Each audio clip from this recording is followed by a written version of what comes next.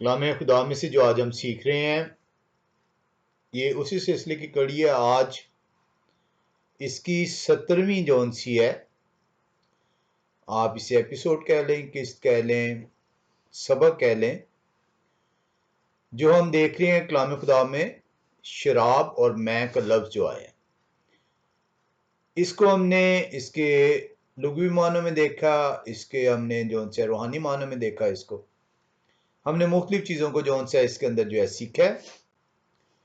हमने काना गलील का मौज़े को देखा है, हमने नई और पुरानी मश्क को जो सा देखा है। आज हम इसके अंदर एक और जो है आयत पे जो है वो गौर करेंगे, और ये आयत ये वो लोग पेश करते हैं जो शराब को कलाम खुदा के अंदर जायज़ करार देते हैं। इस आयत के अंदर जो उनसे हम देखेंगे कि जो फकी और फरीसियों ने मसाया पर इल्ज़ाम लगाया है, उसी इल्ज़ाम को ये दोहराते हैं महज नशा करने के लिए। ये वो लोग हैं जो कि मुखालिफ मसीह हैं, क्योंकि जब फकी और फरीसी इल्ज़ाम लगाते थे मसीह पे, तो वो मसीह की मुखालफत कर रहे होते थे। और आज उसी मुखालफत को ये लेकर अपने नशे के लिए जो है उसका इस्तेमाल करते हैं। आज का हमारा मौजू है, क्या मसीह जो है खाऊ और नशाबाज हैं। हम जो उनसे चलेंगे, आज से ये 19 सदी कबल ये इल्ज़ाम लगा। हम चलेंगे, इसको दो जगहों पे मज़कूर किया गया है। मत्ती रसूल की इंजील 11वें बाब के अंदर इसको मज़कूर किया गया, और लुकास रसूल की इंजील 7वें बाब में। हम पहले मत्ती रसूल की इंजील 11वें बाब की 19वीं आयत को देखते हैं। 18वीं आयत से देख लेते हैं। लिखा हुआ है, क्योंकि यूहन्ना ना खाते आए ना पीते, और वो कहते हैं कि उनमें बदरू है। इब्ने आदम खाते पीते आए, और वो कहते हैं देखो खाओ और शराबी आदमी, मसूल लेने वालों और गुनहगारों के यार, मगर हिकमत अपने कामों से रास्त साबित हुई। अब ये जो मत्ती रसूल ने इसको कलम बंद किया रूह की हिदायत से 11वें बाब की 18वीं 19वीं आयत में, ये दो मुख्तलिफ जो शख्सियात हैं जिनको कलाम खुदा के अंदर जिक्र आया है, उनके बारे में बयान किया। लुकास रसूल ने भी 7वें बाब के अंदर इसको बयान किया है। हम देखेंगे जो आयत हम देखेंगे वो देखेंगे लुकास रसूल की इंजील 7वां बाब और उसकी 34वीं आयत से हम जो से इसको देखेंगे। लिखा है, इब्ने आदम खाते पीते आए, और तुम कहते हो कि देखो खाऊ और शराबी आदमी, मसूल लेने वालों और गुनहगारों के यार। तो 34वीं आयत को जब आप देखते हैं, तो वहां पे लुकास रसूल भी इसी बात का तज़किरा कर रहे हैं, और वो कह रहे हैं इब्ने आदम खाते पीते आए, और तुम कहते हो कि देखो खाऊ और शराबी आदमी, मसूल लेने वालों और गुनहगारों के यार। अब इस हवाले को लेकर जो मत्ती रसूल ने 11वें बाब की 19वीं आयत में कलमबंद किया है, और लुकास रसूल ने 7वें बाब की 34वीं आयत में कलमबंद किया है, इसको लेकर मसाया पर ये जो इल्ज़ाम फकी फरीसियों ने लगाया 1900 साल कबल, उसी इल्ज़ाम को जो नशाबाज हैं, जो कि अपने फायदे के लिए शराब को मसीहत के अंदर जायज़ करार देना चाहते हैं, वो इस हवाले का तज़किरा करते हैं, और वो कहते हैं कि मसाया जो है वो वाकई वो शराब की इजाजत उन्होंने दी है, और ना सिर्फ इजाजत दी है बल्कि वो खुद उसको पिया है। आए हम लुकास रसूल की इंजील 7वें बाब की 33 से 35 आयत को एक दफा फिर से पढ़ें। लुकास रसूल की इंजील 7वें बाब की 33 से 35 आयत में जाएं तो वहां पर लिखा है, क्योंकि यूहन्ना बपतिस्मा देने वाले ना तो रोटी खाते हुए आए ना मैं पीते हुए। क्योंकि यूहन्ना बपतिस्मा देने वाले ना तो रोटी खाते हुए आए ना मैं पीते हुए, और तुम कहते हो, मसाया फरमा रहे हैं, तुम कहते हो फकीर फरीसियों को कि उनमें बदरू है। इब्ने आदम खाते पीते आए, और तुम कहते हो कि देखो खाओ और शराबी आदमी, मसूल लेने वालों और गुनहगारों के यार। लेकिन हिकमत अपने सब लड़कों की तरफ से रास्त साबित हुई। अब इसको जो पेशतर पादरी हैं, वो जो इस मुखालफे मसीह के लिए यहूदियों ने जो फिक्रे इस्तेमाल किए, उनमें से फिक्रा पकड़ते हैं। इस फिक्रे को उन्होंने पकड़ा और कहा कि देखें शराब तो जायज है। एक प्रेस्बिटेरियन पादरी हैं केनेथ एल जेंट्री, वो ये कहते हैं लुकास रसूल की इंजील 33 से 35वीं आयत में जो मज़कूर हुआ है, जिसको आपने पढ़ा है, वो कहते हैं मसाया ने तो खुद जो है शराब पी है, और इसको जो है उन्होंने लुकास रसूल की मार्फत 7वें बाब की 33 से 35वीं आयत में इसका ना सिर्फ हवाला दिया है बल्कि ये भी बयान किया है कि मेरे और यूहन्ना में फर्क क्या था। एक और मिनिस्टर हैं, प्रीस्ट हैं, उनका नाम है होरेस बमस्टेड।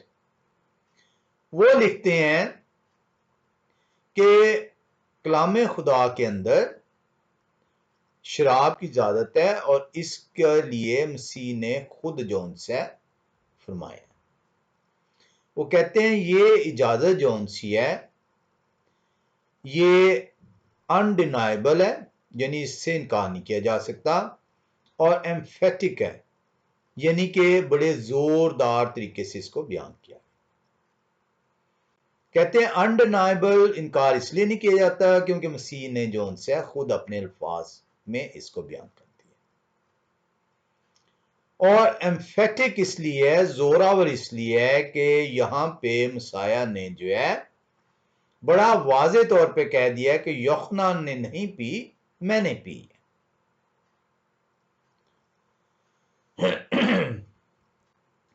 इसी तरह एक हिस्टोरियन है, उनका नाम है Irwin Raymond, Irwin Woodworth Raymond. वो कहते हैं कि देखें लुकास रसूल की इंजील और मत्ती रसूल की इंजील में वाज़े तौर पे मसाया ने जो है इसका ऐलान फरमाया है कि वो खाओ और ड्रंकर्ड है, शराब पीती है, और वो इसका हवाला कोट करते हैं, कहते हैं ये डायरेक्ट एविडेंस है। रेमंड जो है वो ये कहता है कि ये काफी सबूत है कि बाइबल के अंदर शराब की इजाजत मौजूद है। हमें इस बात का जायजा लेना है कि ये जो लुकास रसूल की इंजील 7वें बाब की 33 और 34वीं आयत में मज़कूर हुआ है, और मत्ती रसूल की इंजील 11वें बाब की 18वीं और 19वीं आयत में मज़कूर हुआ है, जो मसीह के ऊपर जो इल्जाम लगाया गया है। मसाया कह रहे हैं कि तुम कहते हो, मसाया ये नहीं कह रहे कि मैं पीता हूं, लफ्ज आया है, मसाया उन्हें बता रहे हैं कि तुम कहते हो कि खाऊ और शराबी वसूल लेने वाले और गुनहगारों की जान। अब जब इनको आप इस हवाले को देखते हैं तो आपको पता चलता है कि दो मुख्तलिफ तर्ज जिंदगी को जो है इसमें बयान किया गया। यूहन्ना रसूल की तर्ज जिंदगी और मसीह की तर्ज जिंदगी को। यूहन्ना रसूल की जब तर्ज जिंदगी बयान की गई तो इसके अंदर लिखा हुआ है कि ना वो खाते हैं ना पीते हैं, लेकिन तुम कहते हो कि उनमें बदरू है। अब जब यहां पे तर्ज जिंदगी बयान हो रही है तो तर्ज जिंदगी के अंदर जो उनसे है वो ये बयान नहीं किया जा रहा कि वो किस किस्म का खाना खा रहे हैं या किस किस्म की जो सी है वो ड्रिंक ले रहे हैं, बल्कि उनका रहन सहन को जो उनसे बयान किया गया। यूहन्ना रसूल के रहन सहन को बयान किया गया कि वो बयाबान में है, वो इंसानों के साथ जो उनसे उनका मेल मिलाप नहीं है, वो अलग थलग है, वो सोसाइटी से कट कर हैं। और मसाया के लिए बयान किया जा रहा है कि ये तो बहुत ज्यादा सोशल हैं, लोगों के अंदर घुल मिल के रहते हैं, और कौन से लोग फकी और फीसी नहीं, शरा के मानने वाले नहीं, बल्कि गुनहगार और मसूल लेने वाले। तो यहां पे अगर आप इसके कॉन्टेक्स्ट को देखेंगे तो आपको अंदाजा होगा कि दो मुख्तलिफ तर्ज जिंदगी, एक यूहन्ना रसूल की तर्ज जिंदगी और दूसरी मसाया की तर्ज जिंदगी को बयान किया गया। यूहन्ना रसूल की तर्ज जिंदगी में बयान है कि वो आइसोलेटेड हैं, बयाबान के अंदर हैं, उनकी जो तर्ज जिंदगी है इंसानों से हटकर है, अकेलापन है।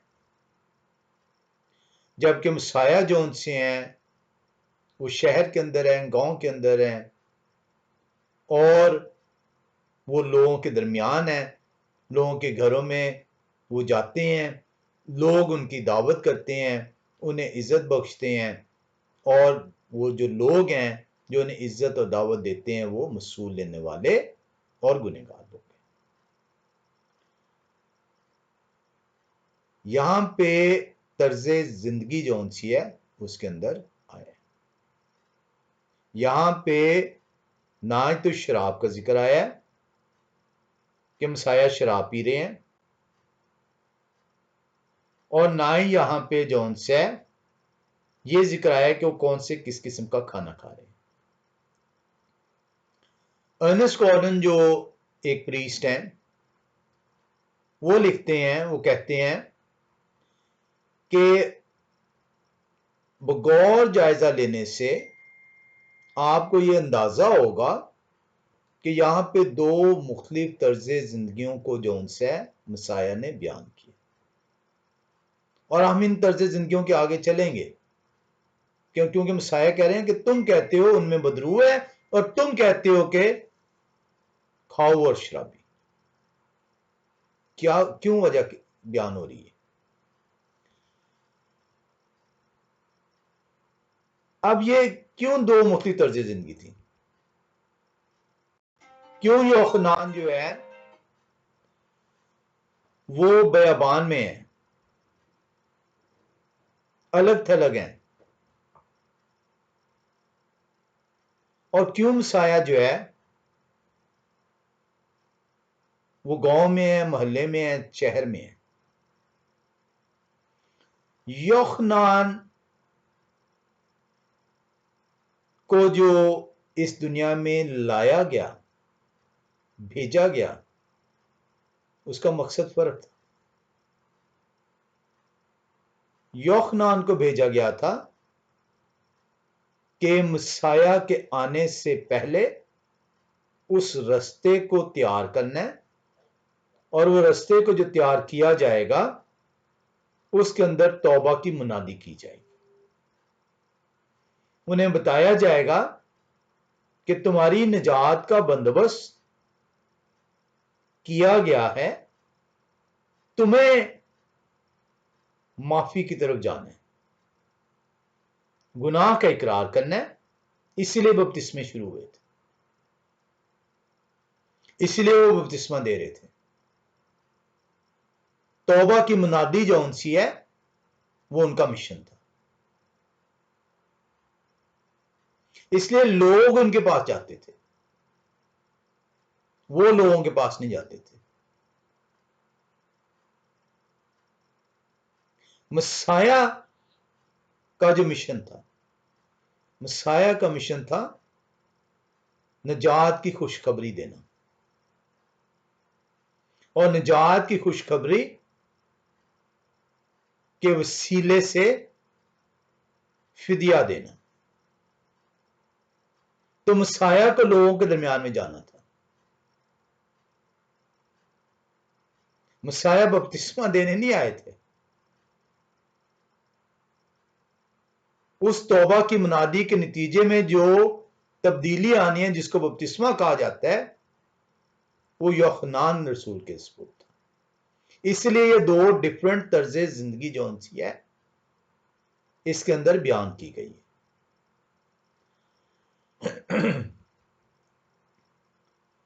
मसाया पर जो ये इल्जाम लगाया गया कि वो खाओ शराबी हैं, और सिर्फ मसाया पर इल्जाम नहीं लगाया गया, इल्जाम लगाया गया यूहन्ना रसूल के ऊपर भी। अब यूहन्ना रसूल के ऊपर इल्जाम क्यों लगाया गया, आए देखें। हम चलेंगे लुकास रसूल की इंजील 7वें बाब और उसकी जो है 33वीं आयत को देखेंगे। लिखा है, क्योंकि यूहन्ना बपतिस्मा देने वाले ना तो रोटी खाते हुए आए ना मैं पीते हुए आए, मसाया फरमा रहे हैं, और तुम कहते हो आए फकी फरीसियो, आए मुखालफत करने वालों, आए मुखालफे मसीह, तुम कहते हो कि उनमें बदरू है। मसाया ने ये क्यों कहा है उनमें बदरू है? क्योंकि उनका तर्ज जिंदगी जो उनसे अलग थलग था। उनका तर्ज जिंदगी वो बयाबान में थे, और बयाबान में कौन जाता था? बयाबान में वो शख्स जाता था जिसके अंदर बदरू होती थी।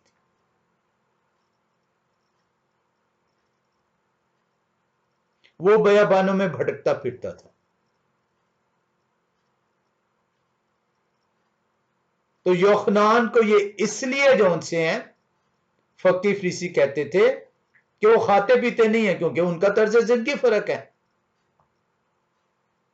खाने पीने से मुराद है लोगों के अंदर घुल मिलना, उनके साथ बैठना उठना। और ये आम मुहावरा है, ये मुहावरे का इस्तेमाल हो रहा है यहां पे खाने पीने का। आज भी ये मुहावरा कहा जाता है, तुम उसके साथ उठते बैठते हो, तुम उसके साथ खाते पीते हो।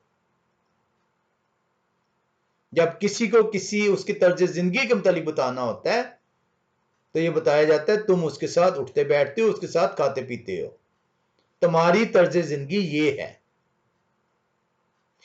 उससे हरगिज मुराद नहीं होती कि मैंने तुम्हें उसके साथ फलां चीज खाते देखा है या फलां चीज पीते देखा। ये लिटरल नहीं होता, और ये सबको इल्म है कि ये मुहावरतन इस्तेमाल होता है लफ्ज, और उस तर्ज जिंदगी की वजह से उसको कहा जाता है तुम ये हो। और इसी वजह से यूहन्ना रसूल की तर्ज जिंदगी के ऊपर, क्योंकि वो बयाबान में थे, क्योंकि उनका मिशन ही फर्क था। उनका मिशन तौबा के लिए मुनादी करना था, और तौबा की मुनादी की वजह से लोग उनके पास जाते थे, ना कि वो लोगों के पास आते थे। और क्योंकि वो अलग थलग थे और उन्हें कहा गया कि तुम में बदरू है, क्योंकि जो शख्स अलग थलग होता था उसे समझा जाता था कि इसके अंदर बदरू है।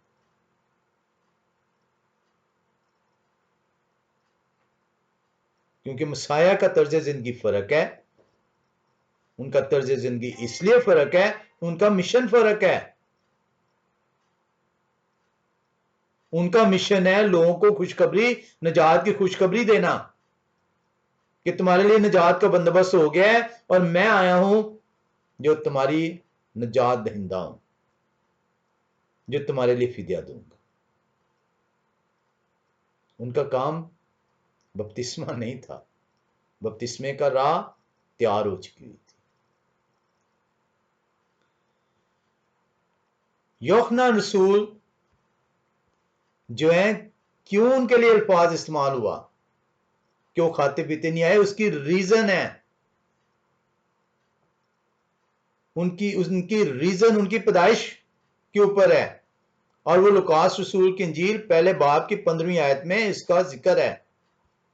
लुकास रसूल की इंजील पहले बाब की 15वीं आयत में जाएं तो वहां पे लिखा हुआ है, क्योंकि वो यहोवा के हुजूर में बुजुर्ग होंगे और हरगिज न मैं ना कोई और शराब पिएंगे और अपनी मां के बतन ही से रूह कुद्दस से भर जाएंगे।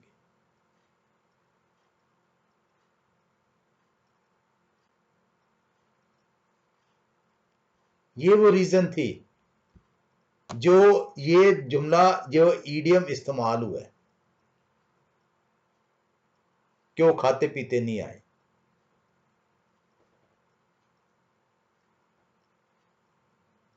और इसको जो उनसे है, क्योंकि वो नजीर,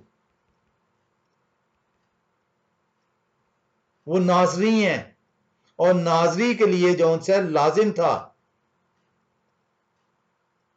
कि वो अलग थलग हो बाकी दो लोगों से।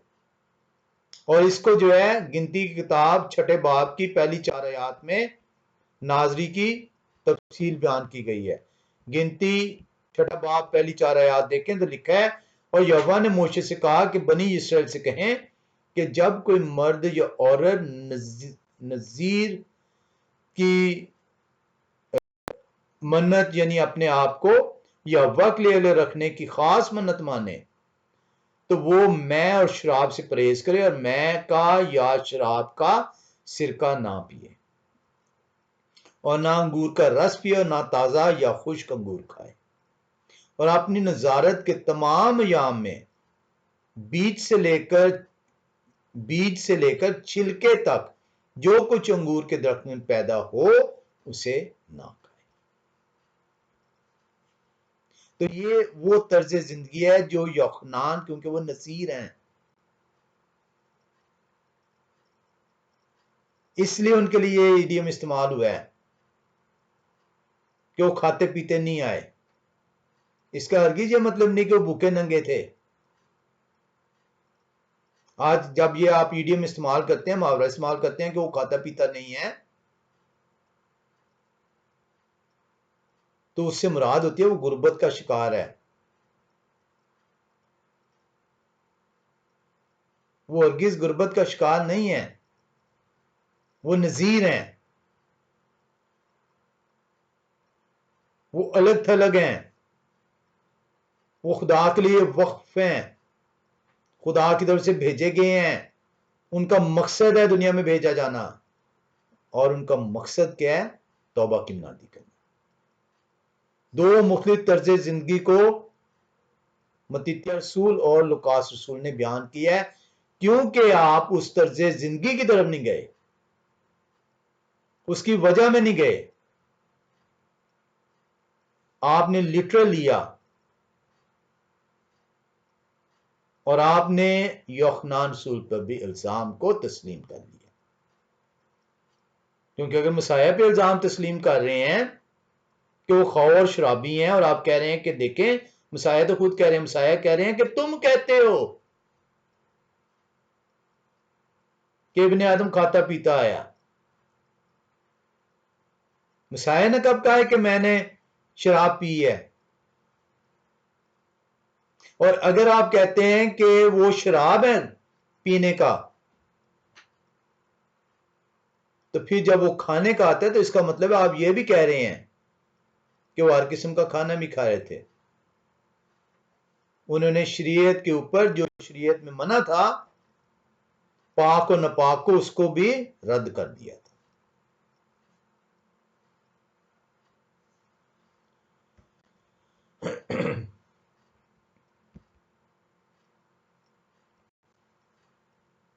कोई शख्स जो उनसे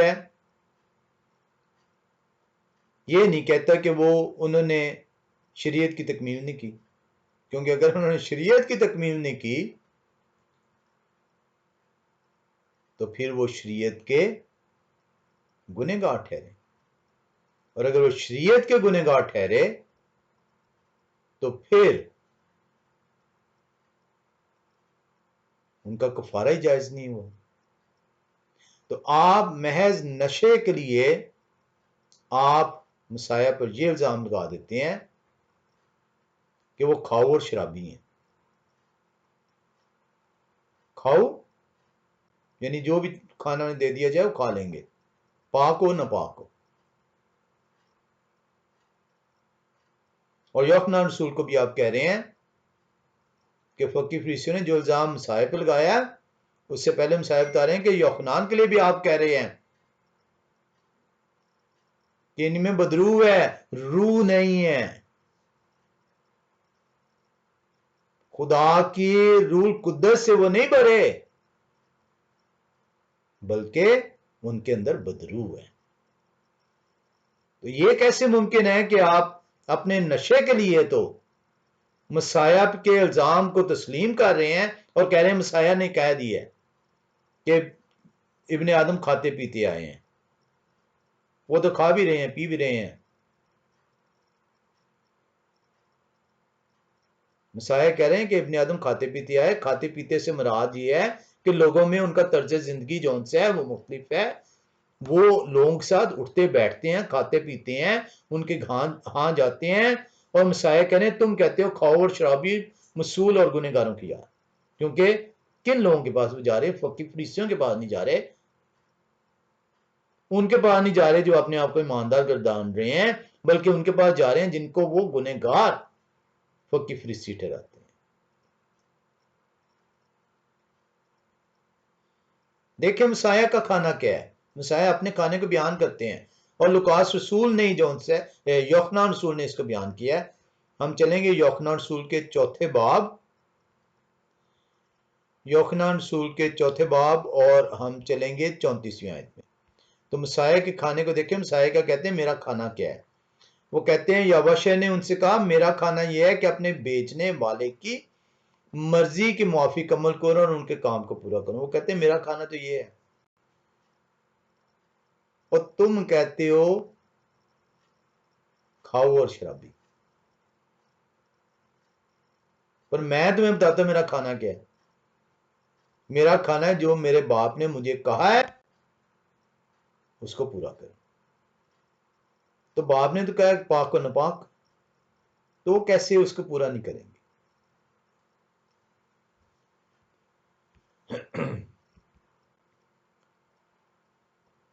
हम इसके अंदर जो है,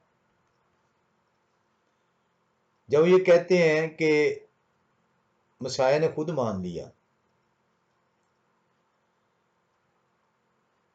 कि वो इब्ने आदम खाते पीते आए हैं, तो वाज़ेह तौर पे वो कह रहे हैं भाई मैं पीता हूं, ये शराब जायज है।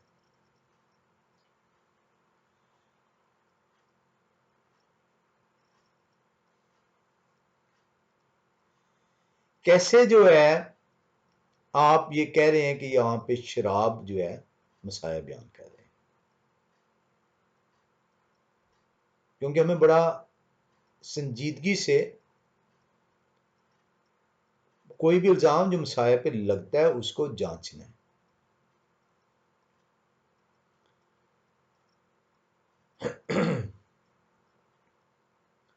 फकी फरीसी मुख्तलिफ इल्जाम लगाते थे। क्या आप एक इल्जाम को जायज करार देंगे और दूसरे को नाजायज? अगर एक को जायज करार दे रहे हैं तो दूसरा भी जायज होगा फिर उनका। ये तो हो नहीं सकता कि एक को आप अपने फायदे के लिए जायज दे दें, दूसरे को नाजायज करार दे दें। आए फकी फरीसियों का एक और इल्जाम भी देखें। हम चलते हैं जो अमूमी तौर पर ईद पैंतीकोस का लफ्ज आया। पैंतीकोस का मतलब है 50वां दिन, और ये 50वां दिन है ईद फसा के बाद, जब ईद क़याम का पहले दिन है उससे। और ये सिर्फ एक मरतबा जो है ईद पैंतीकोस का लफ्ज आया है अमाल की किताब के अंदर, और वो ईद पैंतीकोस के लिए जमा नहीं हुए, वो शावोत के लिए जमा हुए हैं। और हम देखते हैं माल की किताब दूसरे बाब की 13वीं आयत को। माल 2 बाब की 13वीं आयत में जब आप जाएं तो वहां पे फकी फीसी और भी इल्जाम लगा रहे हैं। वो देखें रसूलों पे इल्जाम क्या लगा रहे हैं। ये ईद पैंतीकोस का दिन है और वहां पे रूह कुदस के नुज़ूल हुआ है। और क्या फकी फीसी इल्जाम लगा रहे हैं, अमाल 2:13 के अंदर लिखा है, और बाज ने ठट्ठा करके कहा ये तो ताज़ा मह के नशा में है। अब मुझे बताएं कि वहां पे भी रसूल जो उनसे हैं वो नशा कर रहे हैं। इल्जाम तो वही लग गया, खाओ और शराबी, और रसूलों पे भी लग गया ताज़ा मह का नशा। कब उन्होंने शराब पी है?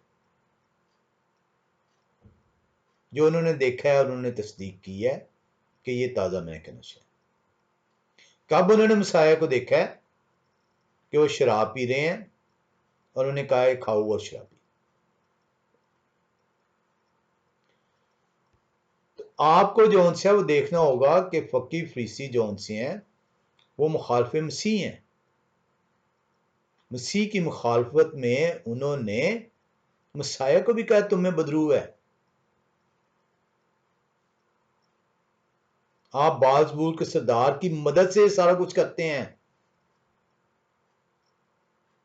तो भाई अगर आप एक इल्जाम को तस्लीम कर रहे हैं तो फिर बाकियों को क्यों नहीं तस्लीम करते?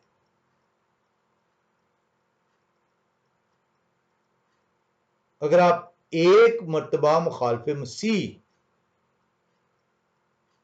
का लबादा ओढ़ रहे हैं तो फिर बाकी दफा आप क्यों उतार देते हैं? इसलिए क्योंकि आपको खौफ है कि आपको रद्द कर दिया जाएगा, आपको पहचान दिया जाएगा कि ये मुखालफ मसीह है, जो मसीह की मुखालफत में जिस तरह फकी फरीसी थे इसी तरह ये भी कर रहे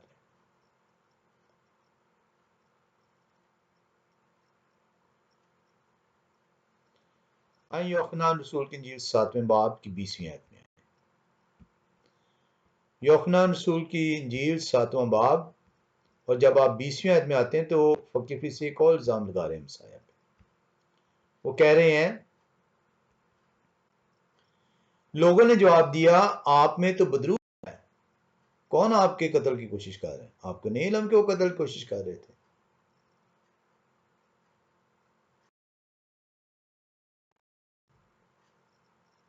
आए अगले बाब में चलें, 8 बाब की हम चलेंगे 48वीं आयत में। 8:48 में है तो वहां पे मसाई को क्या कहा जा रहा है? यहूदियों ने जवाब में उनसे कहा हम खूब नहीं कहते कि आप सामरी हैं और आप में बदरू हैं। तो मसाया तो वाजे तौर पे बता रहे हैं कि इब्ने आदम खाते पीते आए हैं। खाने पीने से मुराद है कि मैं जिस मकसद के लिए भेजा गया हूं, जो मेरा मिशन है, वो मिशन है निजात की खुशखबरी देना। उससे पेशतर जो है यूहन्ना तौबा के मुनादी जो है वो कर चुके हैं। मेरा मकसद है निजात की बताना कि तौबा करने के बाद तुम्हारी निजात जौन सी है तुम्हारे लिए मुकर्रर हो चुकी है। इसलिए मैं लोगों के दरमियान में हूं। गली गली जाके मुझे ये मुनादी करनी है, करिया करिया गांव गांव जाके मुनादी करनी है। और यही चीजें उन्होंने रसूलों को कही।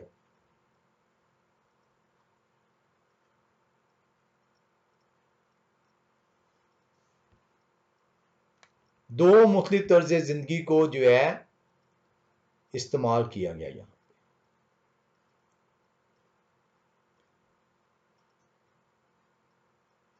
सवाल ये पैदा होता है कि यहूदियों ने खाओ और शराबी कहा क्यों। ये तो हमने देख लिया, ये दो मुख्तलिफ तर्ज जिंदगी को जब आप कॉन्टेक्स्ट के अंदर देखते हैं तो आपको नजर आ जाता है। इल्जाम तो आपने देख लिए हैं, उन्होंने योखनान को भी कहा कि इनमें तो बदरू है, तो आप उनको तो नहीं कहते कि उनमें बदरू थी, आप कहते हैं वो रूह कुद्दस से भरे हुए थे। अगर आप उन्हें कहते हैं उनमें बदरू थी तो प्रॉब्लम हो जाएगी।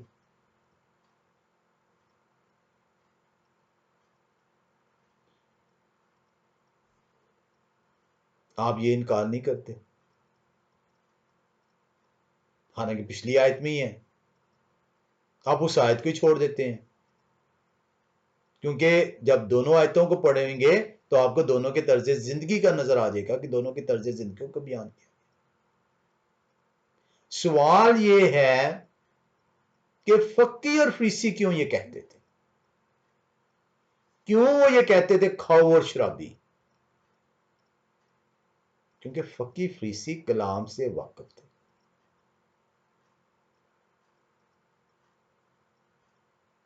फकी फरीसी कलाम से वाकिफ थे। मैं और आप कलाम से वाकफियत हासिल करने में नाकाम रहे हैं, इसलिए हमें समझ नहीं आती, इसलिए हमें रज्जू करने के लिए कहा गया। इसलिए हमें कहा गया है कि अगर तू ढूंढेगा तो पाएगा, खटखटाएगा तो तेरे लिए खोला जाएगा। मुझे और आपको कलाम की तालीम की तलाश करने को कहा गया। फकी और फरीसी जौन से हैं वो बैठते थे, वो पढ़ते थे।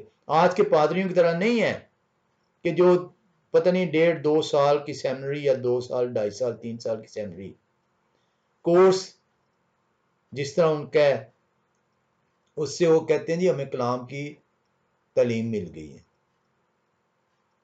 देखें फकी फरीसियों की तालीम क्या थी, वो कलाम से वाकिफ थे।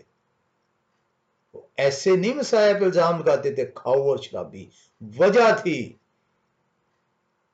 वजह यह थी कि जब तक वो मसीह के ऊपर खाओ और शराबी का इल्जाम साबित नहीं करेंगे उनको सजा नहीं दे सकेंगे। और सजा क्या थी? संसारी की सजा।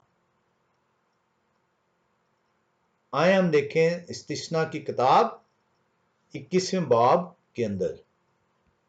हम इस्तिस्ना की किताब जब जाते हैं 21वें बाब में, इस्तिस्ना की किताब 21वां बाब, और हम उस वाक्य को याद करते हैं जब जहां पे कहा गया है कि लड़का जो है अगर वो नाफरमान है और माँ बाप का इनकारी है, उनकी बात सुनने से बेजार है, बारहा समझाने के बावजूद नहीं वो सुन रहा,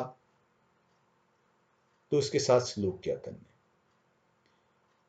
हम इस्तिस्ना 21वें बाब की 20वीं आयत में आते हैं।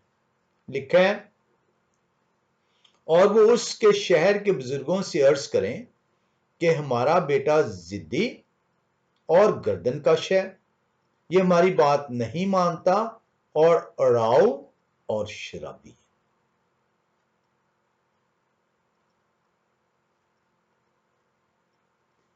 संसारी नहीं हो सकती थी।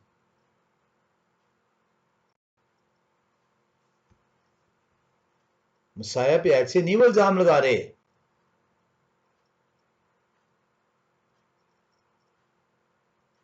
लिखा है डिट्रोनमी 21:20 के अंदर, मैं पढ़ रहा हूं द स्क्रिप्चर से, and shall say to the elders of his city, this son of ours is wayward and rebellious, he is not listening to our voice, he is a glutton and a drunkard। 5 चीजें शरा के मुताबिक साबित करना लाजिम था संसारी के लिए।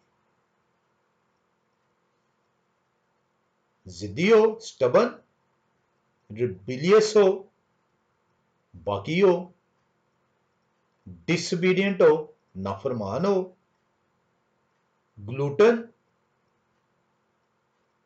खाओ, अड़ाऊ और ड्रंकर्ड हो। तो मूसा ने ऐसे नहीं उन्हें कहा कि तुम कहते हो खाओ और शराबी, तुम मेरी जान के दर पे हो। वो कहते तुझे किसने बताया कि हम तेरी जान के दर पे हैं? तुझे किसने कहा कि हम तेरे कत्ल करने के दर पे हैं? तेरे में तो बदरू है।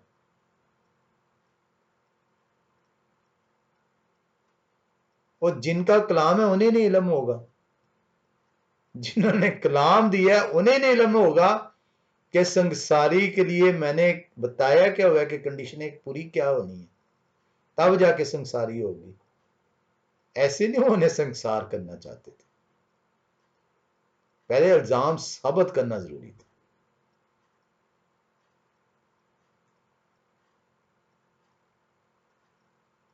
हमने उसको कहां पे ले गए और यहूदियों का मतमे नजर क्या था?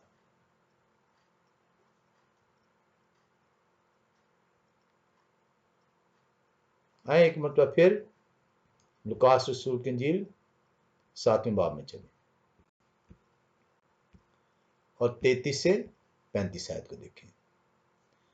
क्योंकि यूहन्ना बपतिस्मा देने वाले ना तो रोटी खाते हुए है और ना मैं पीते हुए है, और तुम कहते हो कि उनमें बदबू है। इब्ने आदम खाते पीते आए और तुम कहते हो कि देखो कि देखो, और तुम कहते हो क्यों क्यों लिखा है तुम कहते हो? क्योंकि वो तलाश में थे, मौके की तलाश में थे कि इस तरह साबित करें, क्योंकि साबित करेंगे, संसारी की कंडीशनें पूरी करेंगे तो संसार कर सकेंगे, वरना लोग साथ नहीं देंगे। हम किस तरह सदर अदालत से जो है इनके खिलाफ फतवा हासिल करेंगे? और तुम कहते हो कि देखो खाओ और शराबी।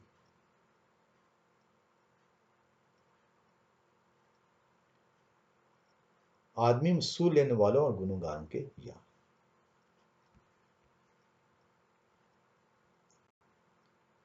वो ये साबित करना चाहते थे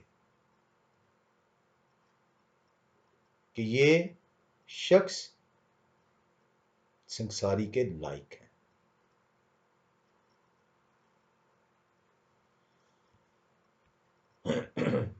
संसारी की जो उनसी जो सजा थी कलाम खुदा के अंदर, नहायती सख्त सजाओं में से सजा थी।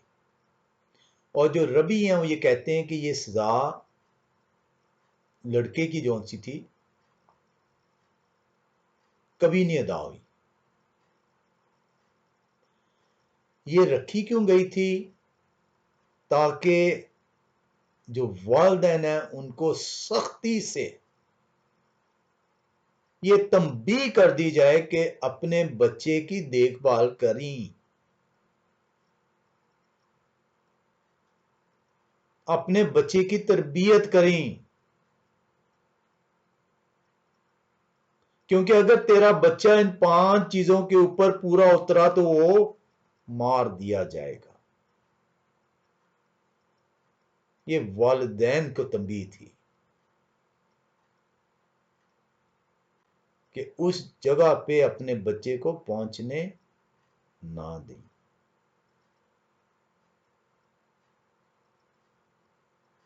आपका क्या ख्याल है कि बाप ने अपने बेटे को जो भेजा है, उन्होंने बेटे को जो है संसारी के लिए भेज दिया था? मसाया तो कह रहे हैं मेरा खाना यह है कि अपने बाप की मर्जी पूरी करूं।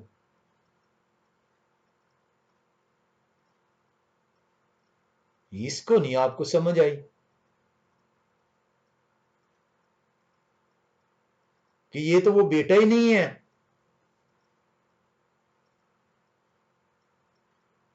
जिसके ऊपर ये फतवा लगेगा, क्योंकि बेटा तो कह रहा है मैं तो फर्मा बरदार हूं, मेरी तो जिद है ही नहीं है।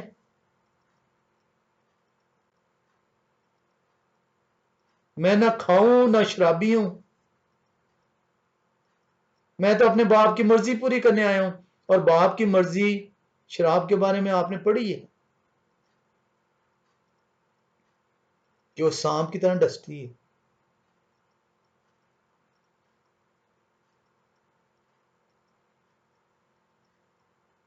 वो बेटा तो आया एक मिशन के ऊपर है, और उस मिशन को पौलुस रसूल ने आपके लिए बड़ा आसान खोल के बयान किया। वो कहते हैं कि कोई नहीं, एक भी नहीं जिसने गुनाह नहीं किया, और जब गुनाह किया है तो गुनाह की मजदूरी मौत है। और इसी मौत को, इसी फिदिये को जो उनसे मेरे और आपके लिए ये बेटा पूरा करने आए। आप कहते हैं उसमें बदरू है, आप फकी फरिश्तियों की तरह मुखालिफ मसीह के अंदर मुब्तला हैं।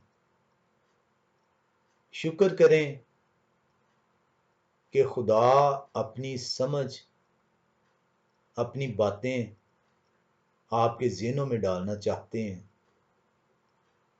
फ़क्त आपसे ये चाहते हैं कि रिजू करें, खटखटाएं, तलाश करें। खुदा अपने वादे के मुताबिक अपनी हिकमत हमारे अंदर डालने के लिए तैयार है। और इसीलिए लुकास रसूल 7वें बाब की 35वीं आयत कह रही है, लेकिन हिकमत अपने सब लड़कों की तरफ से रास्त साबित हुई। खुदा हम सबको तौफीक बख्शें कि हम उनके सिखाए हुए असूलों के मुताबिक अपनी ज़िंदगी जो सी है बसर करने वाले ठहरें, ताकि जब उनकी अदालत का वक्त आए तो वो कह सकें, आए बेटे मेरे पास आ। खुदा आप सबको खुदाए कदूस का दिन सबत मुबारक ठहराए। आमीन।